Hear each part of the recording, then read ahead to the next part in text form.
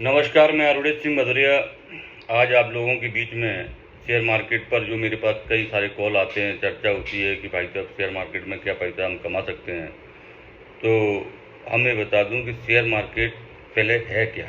Share market एक ऐसा platform है जहां गवर्नमेंट से पूरी आपको छूट मिली, जहां आप इन्वेस्टमेंट कर सकते हैं। इसको गैमलिंग की श्रेणी में नहीं रखा जाता है।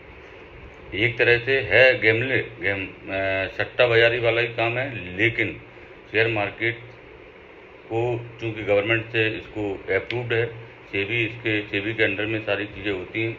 और इसमें सबसे जो प्लस पॉइंट है वो ये है कि इसमें आप इंतज़ार कर सकते हो, मतलब इन्वेस्टमेंट करके इंतज़ार कर सकते हो। जिस तरीके से किसान जब फसल बोता है और वो फसल तैयार होने तक इंतज़ार करता है, तो बीच में कई बार ओले भी पड़ते हैं, बरसात भी हो जाती है, फसल नष्ट भी हो जाती है, लेकिन फिर भी किसान अपनी हिम्मत नहीं हारता है और उसमें कुछ ना कुछ इनपुट देता रहता है ताकि फसल अच्छी बनी रहे। तो इसी तरीके से हमें शेयर मार्केट में भी आगे बढ़ने के लिए जो किसान क्या कर रहा था सेम इसमें करना है। वहाँ वो किसान खेत को जोत करके फसल पैदा कर रहा है, यहाँ अपने जो थोड़ा बहुत अपने पास पूंजी है उसको लगा करके इसका इंतज़ार कर रहे हैं। तो कम से कम एटलीस्ट आपके पास एक गोल होना चाहिए। किसान का एक गोल रहता है कि चाहे फसल कैसी भी हो, जून के महीने में काट देनी तो वो काट लेता है।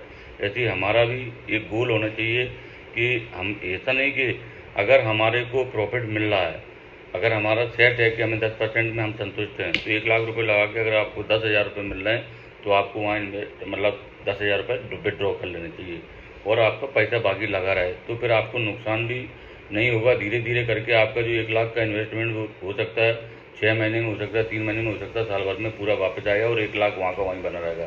तो इस तरह की स्ट्रेटजी आपको अपनानी पड़ेगी।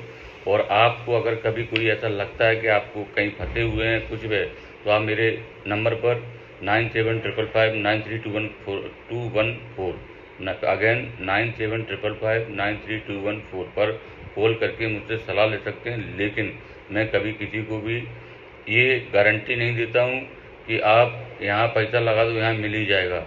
इतना ज़रूर कह सकता हूँ कि पहले फंडामेंटल चेक करिए, कंपनी चेक करिए, कंपनी का प्रोडक्ट चेक करिए, कंपनी कहाँ काम करती है, कंपनी के प्रोडक्ट का यूज कहाँ पर है।